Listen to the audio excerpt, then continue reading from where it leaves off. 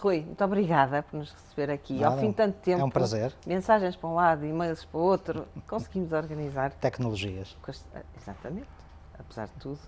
Mas dá um jeito para estas situações, quando estamos longe, a 2000 km de distância, dá muito jeito.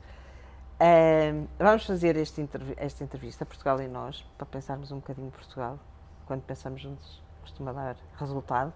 No seu entender, qual é a palavra que melhor define o estado atual do país? Encontrar uma palavra não é fácil, se calhar teria que haver várias, mas tentando responder à pergunta em concreto, eu diria talvez resiliente.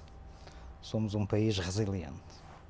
Mas como tudo tem o reverso da medalha, eu também acho que além de resiliente também somos, ou também estamos um país se calhar relaxado.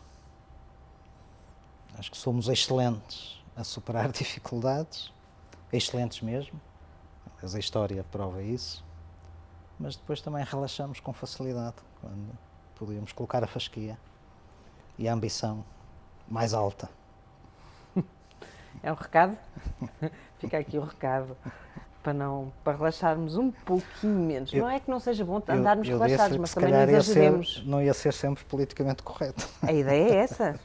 Pois, mas lá está, é o meio termo. É bom estarmos relaxados, mas let's not overdo it também. Sim, o um problema bocadinho é atentos. quando isso depois limita a ambição e limita a fasquia, mas excelente. Vamos ver.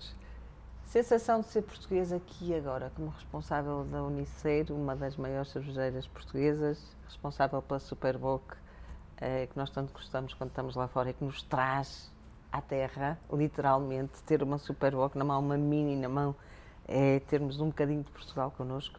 Qual é a sensação de ser português aqui e agora? Excelente.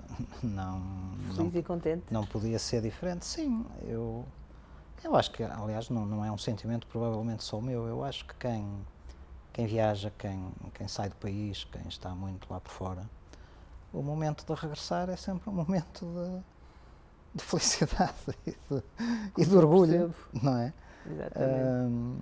E, portanto, eu acho que ser português é um orgulho, é uma satisfação.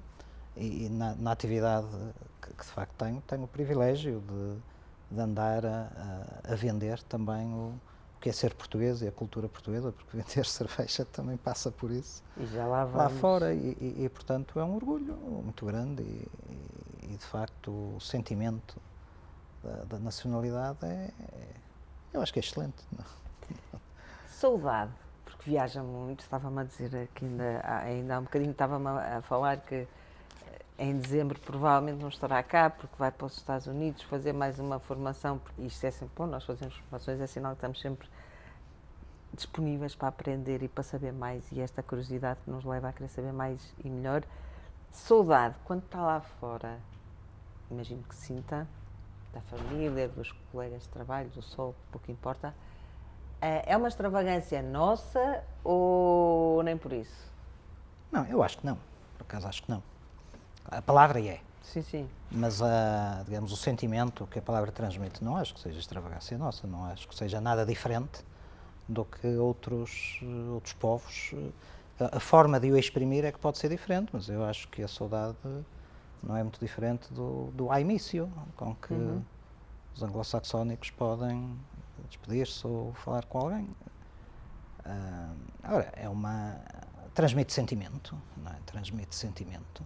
É uma palavra muito especificamente portuguesa, mas não acho que seja uma extravagância portuguesa, de maneira nenhuma. E estereótipos do homem e da mulher portugueses? Olha, esta não foi fácil, sabe, mas... Se é que eles existem? Pois, não, tudo bem, não sei se existem, mas eu acho que o único que me veio à cabeça é que eu acho que verdadeiramente a mim me marca é o típico chique esperto, se quiseres. Acho, não quer dizer que seja característico apenas de Portugal, também haverá noutras nacionalidades, mas acho que o perfil do chique esperto em Portugal é desesperante às vezes. É desesperante. E já teve melhores dias? Ou nem por isso? Ou ainda há muitos? Não sei, acho que isto é uma característica cultural bem vincada. Pois.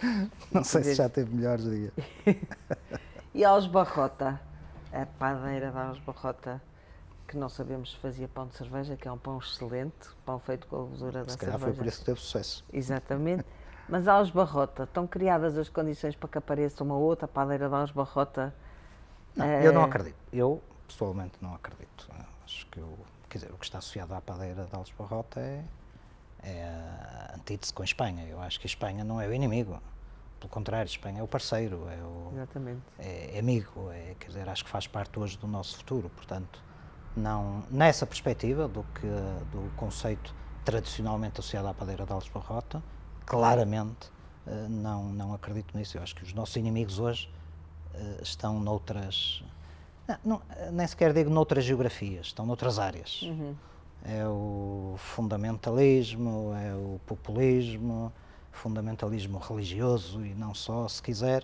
Esse é que eu acho que são os nossos inimigos. E esse é que Se vai surgir uma padeira de Aljubarrota nessas áreas, não sei, ok, acho que a gente deve lutar pelas nossas convicções e, portanto, é preciso lutar por aquilo em que acreditamos.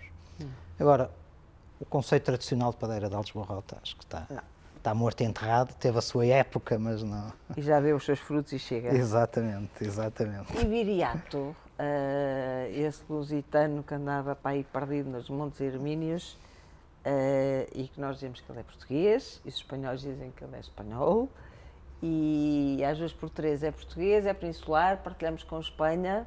Não, para mim é português. Para mim é português. Tucur. É português e ponto final, não se discute mais. Assumir que é peninsular é assumir que só há uma nação peninsular. Isso não é verdade, nunca foi verdade. Até já os romanos diferenciavam o que era o leste peninsular. Tinham, agora não me recordo, mas havia dois, não é reinos, mas duas regiões. Havia o leste peninsular e o ocidente, não é? E a Lusitânia estava no ocidente. Se a Lusitânia abarcava pequenos territórios ou pequena parte geográfica que hoje está em Espanha, eu acho que isso é indiferente. Agora, ele é nosso. Para mim, o Viriato é português. Ora, aqui está. Viriato é português e provavelmente seria engraçado fazer esta entrevista com o Viriato. Recuarmos assim um bocadinho, máquina do tempo, recuar e fazer esta entrevista. Era capaz de ser giro. Era capaz de ser giro, por acaso. Com uma Superboc, que era para ele perceber que ao fim de tantos anos Portugal já faz boa cerveja. Deixamos o Viriato sossegado lá onde ele está, o pobre coitado. Imagino que nas suas missões ao estrangeiro, como embaixador da cerveja da Superboc, imagino que seja desafiado para falar de nós enquanto povo, do nosso país, do nosso povo em concreto. Como é que nos define? Utiliza alguma muleta, alguma frase feita que o ajuda nessas situações, ou é dependendo do interlocutor com quem está a falar? Eu acho que cada situação, quer dizer, não há uma frase feita. Obviamente, quando é necessário falar de Portugal, falamos das características que muito nos distinguem, não é? O povo, a população, portanto, o friendly, a nossa capacidade de acolher estrangeiros, portanto, a nossa capacidade de bem receber, de bem tratar, a boa culinária, um bom clima, mas não há nenhuma frase feita propriamente. Agora, há muita coisa que nos distingue. Depois há muletas, pronto. A muleta mais fácil hoje é o CR7, não é? Isso é óbvio. Claro. Mas é um clichê também, acho que há muito mais a que recorrer. Mas eu pessoalmente não recorro a nenhuma figura em particular. Ou nenhuma figura de estilo em particular. Acho que o que há que ressaltar as qualidades de Portugal enquanto país e do nosso povo. E esta expressão, o opa, é uma expressão que eu acho que cá no Norte, de facto, nós não usamos muito. Mas não sei, se calhar sou eu que estou enganada. Tem uma importância por aí além na vida e na forma como os portugueses comunicam, porque há um opa que ficou famoso. Pois há um que ficou famosérrimo. Mas tem alguma importância por aí além na forma como os portugueses comunicam, ou nem por isso? Eu não lhe atribuiria nenhuma importância especial. Agora, que é digamos, uma forma de comunicação que eu acho que já está quase enraizada na população, diria quase que já faz parte do dicionário. Isso faz, até porque é uma expressão que pode ser utilizada em contextos muito diversos, diferentes. não é? O opá tanto pode traduzir também sentimento e a amizade. Depende da intuação, como nós dizemos. Depende da intuação. Ou transmitir indignação. Opa! É completamente diferente do opa! Dá cá um abraço. Portanto, Exatamente. acho que dá, é muito flexível e dá para usar em contextos muito diversos. Agora, não lhe atribuiria assim uma importância. Era uma coisa engraçada pôr as pessoas a dizer opa antes de beberem uma Superboc e pormos as pessoas a dizer opa depois de beberem uma Superboc. Fica aqui um desafio. De repente. Pode ter algum impacto. Pode ter algum impacto, nunca se sabe. Fica a deixa no ar. Ameaças, e falamos há bocado dos fundamentalismos, sejam eles religiosos ou não. Na sua opinião, há alguma que se pode perfilar no horizonte dos portugueses? Num horizonte que pode ser longínquo ou mais próximo, dependendo, mas há algumas que gostaria de dizer, calma, estejam atentos, porque isto pode ser que venha a acontecer.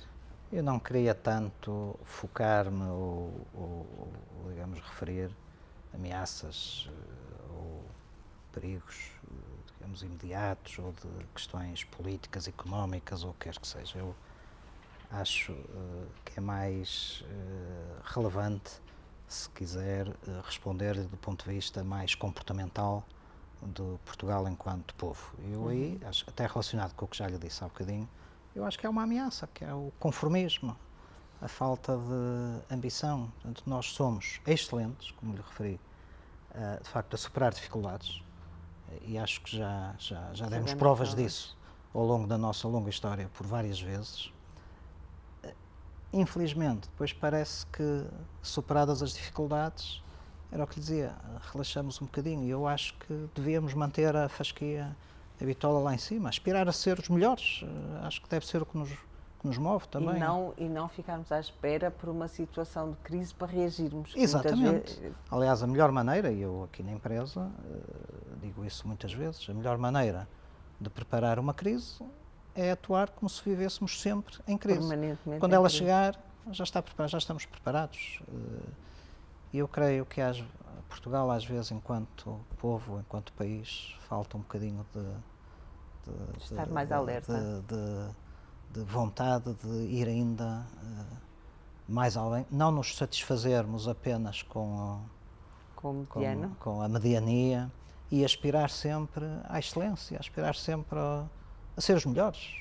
Não quer dizer que sejamos, mas pelo menos estarmos sempre a progredir. Eu acho que essa, para mim, é a maior ameaça. Dom Sebastião, certo? Um jovem irrequieto, que com 16 anos resolveu ir contra tudo e contra todos, apesar de todos os conselhos que ele recebeu, mas resolveu ir contra tudo e contra todos e lá foi ele para Marrocos. Foi e não voltou. Vai saber porquê. Também fica assim no segredo dos deuses. Se ele aparecesse, como é que o Rui... Eu adoro imaginar, certo? E acho que a imaginação, quando bem doseada, é fantástica. Vamos imaginar que amanhã Dom Sebastião aparecia aí nos portões da empresa.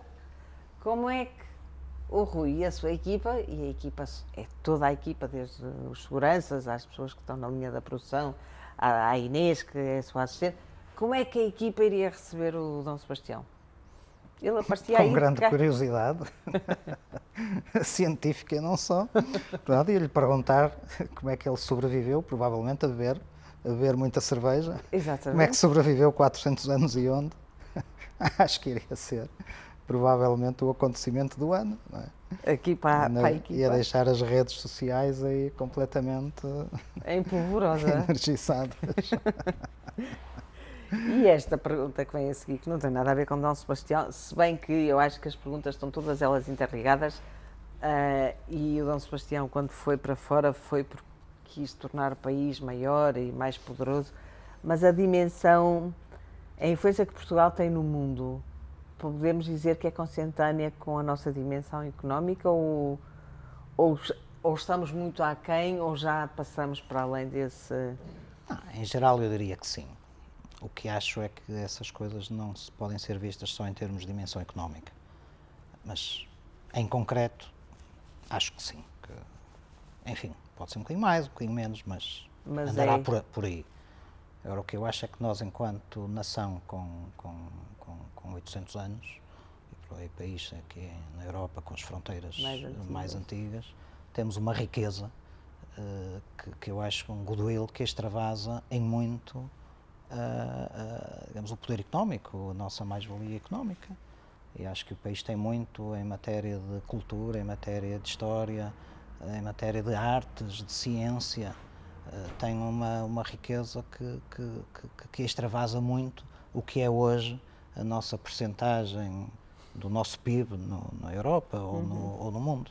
E acho que desse ponto de vista, se calhar, até temos mais influência ou temos mais a dar ao mundo do que aquilo que poderíamos dar pela nossa dimensão.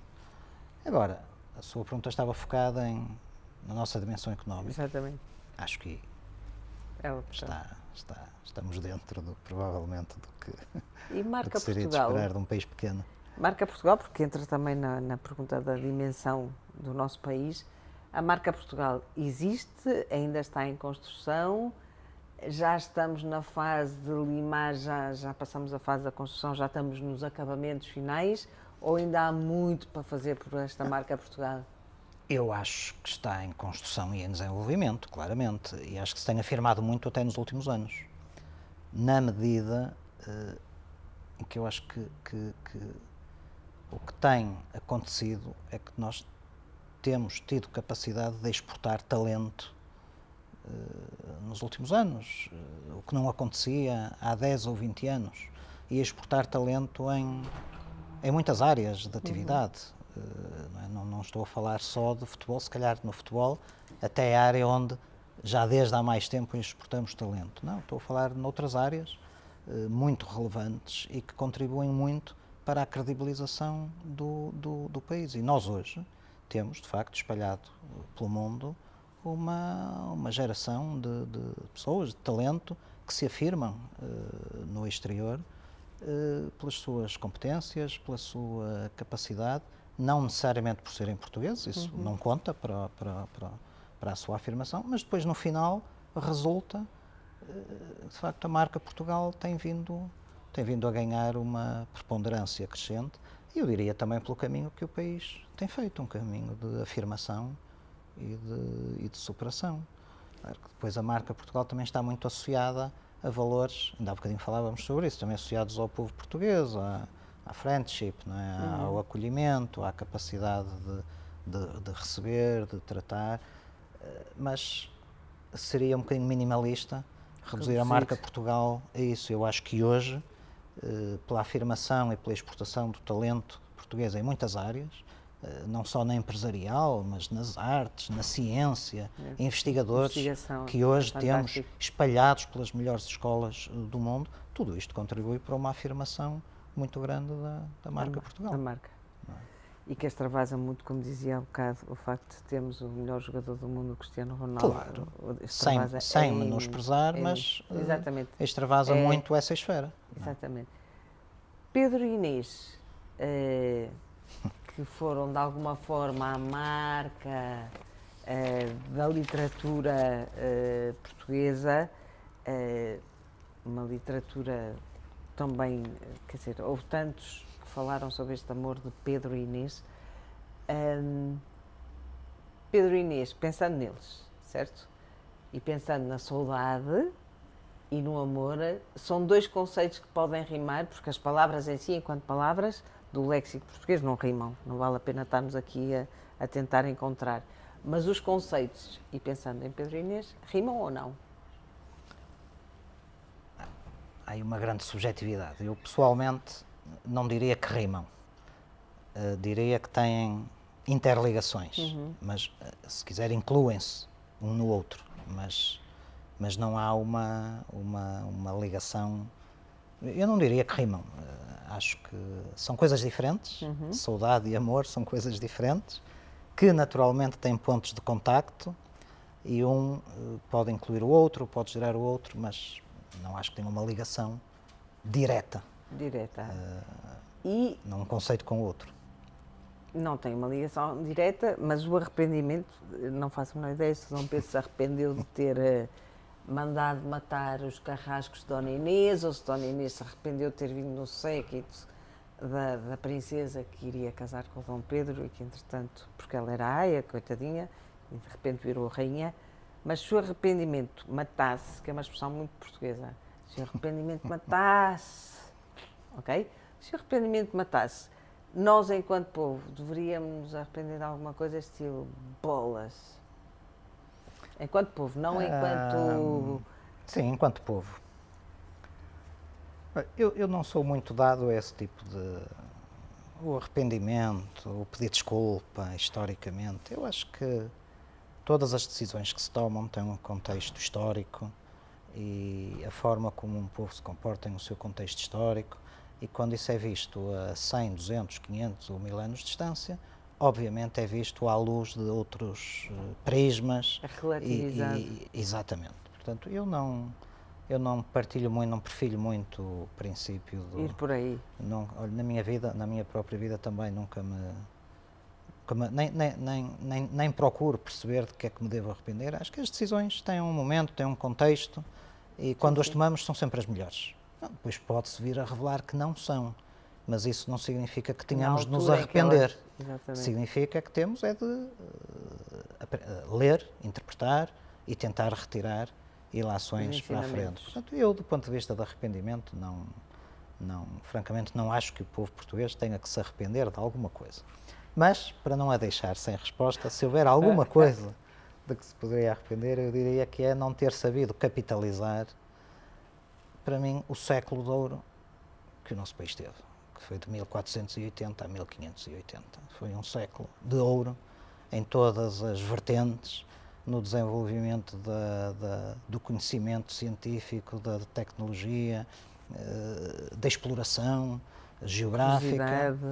E perdeu-se. Enquanto povo, perdemos, não capitalizamos tudo aquilo que se fez nesse século. Mas não acho que seja razão para arrependimento. É o que foi é. O que foi. É o que exatamente, foi o que foi. E falou nesse século, bem, de repente, se pudesse convidar alguém, iria recuar ali atrás. A ideia é, se pudesse convidar alguém ou para jantar, ou para beber uma cerveja, ou para vir aqui conhecer o que nós fazemos. É muito fácil. Quem Dom era? João II. engraçado. Nem hesitava. Dom João II. Dom João II. É engraçado, o Dom João II é um personagem transversal à grande maioria das nossas entrevistas. É? Então, só é mostra muito que engraçado. é marcante e que É. eu acho que Dom João II encarnou muito daquilo que nós precisamos ainda hoje. Que o Rui acabou de dizer. Exatamente. Que alinha-se completamente no discurso. Haveria outros, com certeza. Sim, não, mas esse é quase que era intuitivo, assim, imediato. dos chatos.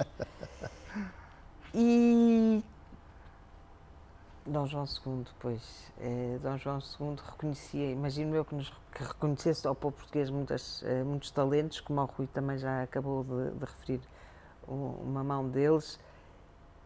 Enquanto geração, que já passamos uma grande parte e estamos quase já a passar o testemunho aos nossos filhos e aos nossos netos e por aí, quais são aqueles talentos, enquanto povo e não talentos pessoais, que obviamente eles vão herdando quase geneticamente, mas quais são aqueles talentos que, enquanto povo, as gerações que vêm aí têm por obrigação rentabilizar? Ou seja, seria bom que fizessem ainda mais do que aquilo que nós fizemos, que fossem ainda mais empreendedoras, motivados pelo país, mas ainda assim não se esqueçam de 2 ou 3 coisas que nós já fizemos e que seria bom vocês não se esquecerem.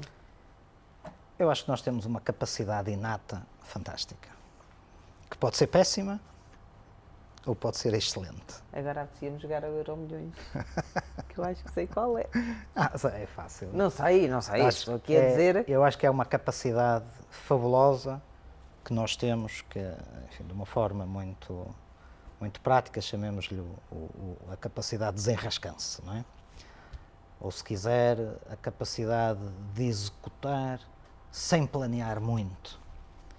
Eu também já ouvi chamar a isto termos mais, já ouvi utilizar termos mais científicos para designar a flexibilidade cognitiva, que eu vi outro dia. A pessoa seria inspirada, certamente, não é verdade? Flexibilidade cognitiva, a arte desenrasca. Exatamente.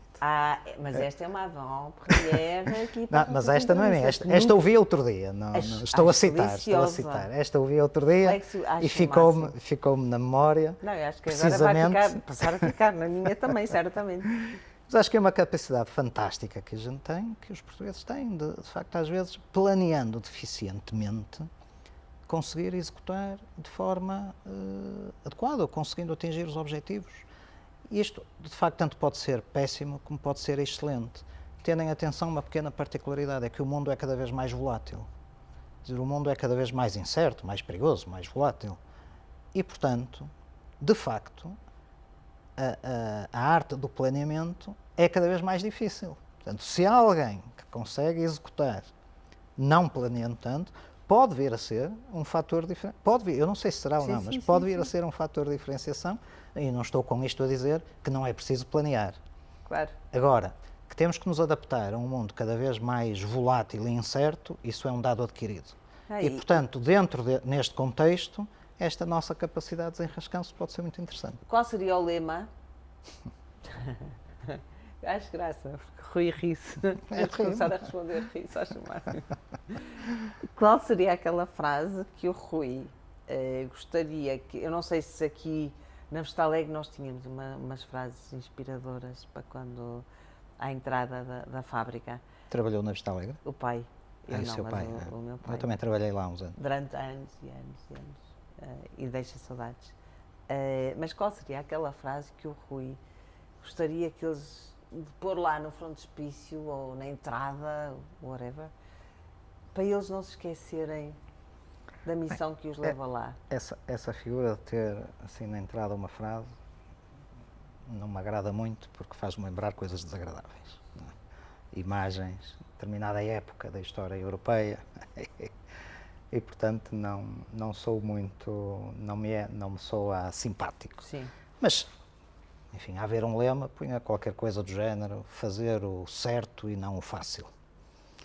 Não cair na tentação de fazer o fácil, mas fazer procurar fazer o certo e não o que é simples, o que é fácil e o que é de curto prazo, e pensar nas coisas certas, no sentido de garantir o futuro para as gerações seguintes, para os nossos filhos, e não apenas para nós. Deixarmos de olhar mais para o nosso umbigo e passarmos a olhar mais... Sim, para o futuro, de forma É o que eu digo, abrangente. fácil toda a gente faz. Claro. Certo? O que é certo e o que é um bocadinho mais difícil, mais trabalhoso, mais custoso, nem toda a gente, só os persistentes. É isso mesmo, é isso mesmo. E bem, se riu com as outras perguntas, com esta vai ser uma gargalhada que eu nem quero ver, mas pronto, ok. Bora lá. Professor Presidente Marcelo Rebelo de Sousa, o nosso Presidente da República, eleito democraticamente com a maioria dos votos do povo português, o que é que levaria o nosso Presidente a declarar a lusitaniedade de Deus, a dizer que Deus era... Deus é português? Essa é a sua pergunta mais difícil. Mas não é... Não há perguntas fáceis. Mas não é impossível encontrar uma resposta. Você com essa pergunta faz-me lembrar o seguinte. O Napoleão disse em tempos, eu tenho uma grande admiração pelo Napoleão, acho que foi uma personalidade, enfim, embora tenha sido um carrasco para Portugal, mas foi uma personalidade ímpar e que eu gosto de estudar. E o Napoleão disse uma vez que, não sei se as palavras foram exatamente estas, mas o que conta é o sentido. Deus está sempre do lado de quem tem a melhor artilharia. E, portanto, é uma questão de pensarmos qual é a melhor artilharia que a gente pode ter. Não é bem a mesma de há 200 anos, no tempo de Napoleão. Claro. Eu acho que a artilharia hoje é ter as melhores escolas, as melhores universidades, os melhores centros de investigação, o melhor talento, as melhores empresas, os melhores níveis de felicidade da população. Se um dia lá chegarmos, eu acho que o professor Marcelo Rebelo de Sousa tem toda a legitimidade para declarar que Deus é português. E estamos a acabar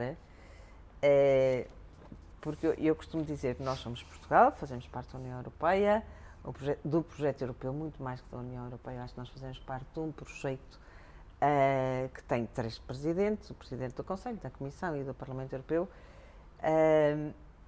Mas para nós que estamos aqui em Portugal, Bruxelas é lá longe e normalmente a opinião pública é um bocado o que é mau, a culpa é de Bruxelas.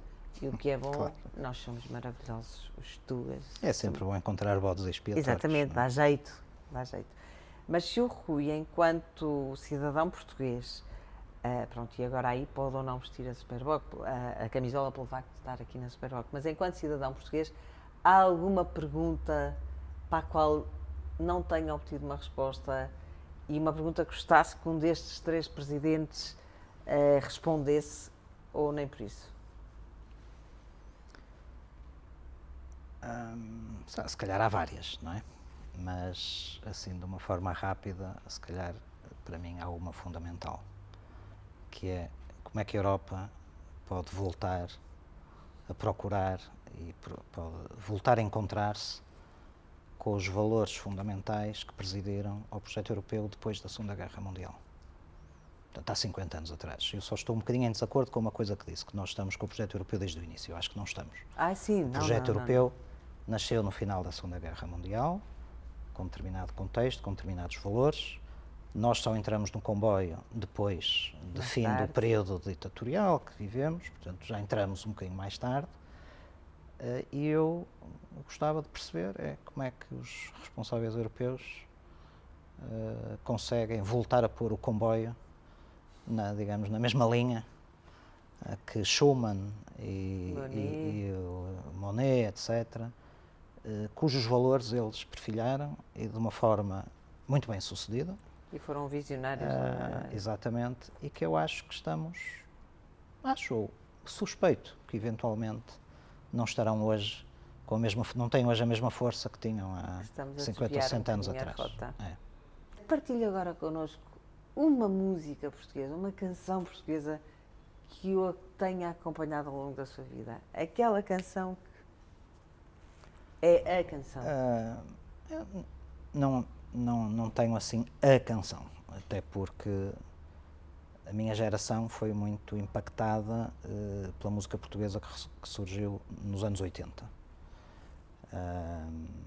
E, portanto, se acompanhou a minha vida toda, não, mas aquele rock português que nos anos 80 surgiu, com o Rui Veloso, etc. Portanto, sei lá, há coisas que me ficarão para sempre na memória, como o Chico Fininho, ainda por cima retrata bem... ao shopping e eu cantei essa canção. Ou a Rapariguinha do Shopping, outra que retrata bem pronto, olha, o que eram os estereótipos que falávamos há bocadinho do português. Mas há muitas outras dessa época, do GNR, havia Europa na CE, Portugal na CE, não era Europa, Portugal na CE. Quero ver Portugal na CE, exatamente. Essas eu acho que ficaram para sempre no imaginário da minha geração. Sim. Para mim é o que eu recordo. Do Rui Veloso também, do Carlos T, acho uma coisa deliciosa. E essa é quando bate a saudade. Lá tenho eu também que ir ouvir o Porto Sentido. Quase todas. Eu lembro que esse primeiro álbum do Rui Veloso, eu diria que quase todas ficaram, na minha geração pelo menos, ficaram todas. E sabemos as letras na memória. de A a Z. Quando se ele começa a cantar, nós vamos atrás. E agora chegou a altura do brinde e eu vou deixá-lo falar acerca desta cerveja portuguesa 1927, mas cada um fala do que sabe. Eu fiz o questionário, já fiz as perguntas e agora o Rui. Muito bem, isto é uma cerveja especial que nós produzimos sob esta designação Seleção 1927. E porquê Seleção 1927? É que 1927 é a data de nascimento da marca Superboc. A nossa empresa tem origens em 1890, quando foi feita a fusão de 7 empresas cervejeiras muito pequeninas que se decidiram associar e fundaram na altura a Companhia União Fabril Portuense, a CUV Portuense. 1890, exatamente. Okay. Essa é a data de fundação da nossa empresa. Mas a Superboc só nasceu em 1927. E, portanto, nós quando pensamos em criar uma gama de cervejas especiais, enfim, com cariz artesanal, e com o objetivo de trazer sofisticação e diversidade à categoria de cerveja, inspiramos-nos nesta data e, portanto, isto é uma homenagem à data de criação da Superboc e é uma seleção 1927, porque são cervejas selecionadas, são matérias-primas muito selecionadas que dão origem a esta cerveja, o modo de produção muito selecionado, portanto, o artesanal. E posso só fazer uma pergunta, que eu sou curiosa? Força, Há claro. uma cerveja lá belga que eu gosto muito, que é Deus, não sei se já provou. Já. Pronto. E que é feita segundo o método champanhês, certo? E eu estou a ver aqui que mais ou menos aqui... Mas não tem nada a ver com neste caso, não. O que nós utilizamos foi este formato, que é de 75 centilitros, porque isto são cervejas especiais para ser partilhadas, para estimular e fomentar o convívio. Portanto, não são garrafas pequeninas, que é mais a dose individual. Isto são cervejas em que se pretende fomentar a convivialidade, a amizade, que é um dos temas-chave das nossas campanhas. E, portanto, o facto de ter a rolha de cortiça e estilo champanhe é uma coincidência, apenas porque era a rolha mais eficaz para este tipo de garrafa. Mas a cerveja não tem nada a ver com o método champanhe. Sei que a Deus tem, mas não é esse o caso. E, portanto, esta em concreto é uma Portuguese Blonde Ale, porque é uma cerveja produzida 100% com matérias-primas nacionais, cereais, etc. Lúpulo exclusivamente nacional. Eu não sei se a Ana tem conhecimento, mas existe uma pequena produção de lúpulo em Portugal, em Bragança, são apenas... Não, porque eu sei que há umas freirinhas que estão a tentar agora também criar... Talvez, porque agora as cervejas artesanais exigem também lúpulos especiais e hoje está a surgir a necessidade de também plantar e produzir lúpulos especiais. Mas em Portugal, desde há muitos anos, que só há 2 ou 3 produtores de lúpulo, que estão em Bragança, e todo esse lúpulo é comprado por nós, pela Superboc. Portanto, esta cerveja foi produzida não só com malte produzido a partir de cevada nacional, como com lúpulo nacional. Todas as matérias-primas são nacionais e daí estar designada como Portuguese Blonde Ale. E é a cerveja ideal para o portanto, Portugal posso abrir? Em nós. Claro, força! É a cerveja ideal para o Portugal em nós. Para fazer o brinde, exatamente. O brinde com o que é português. Se não faço asneira.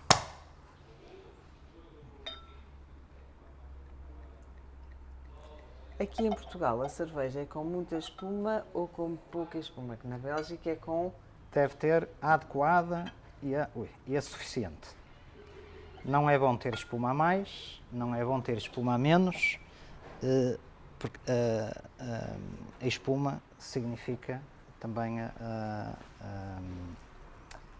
oxigenação da cerveja e a capacidade da cerveja, portanto, transmitir tudo, aromas, etc. E, portanto, deve ter a espuma adequada. Portanto, uma cerveja que não produz espuma nenhuma não estará nas perfeitas condições.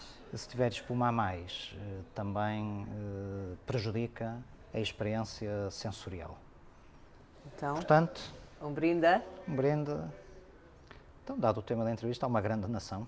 Uma grande nação. Obrigada, Rui. Continua a mostrar ao mundo quem é e o que somos capazes de fazer. Exatamente. Obrigada, Rui. Saúde. Saúde.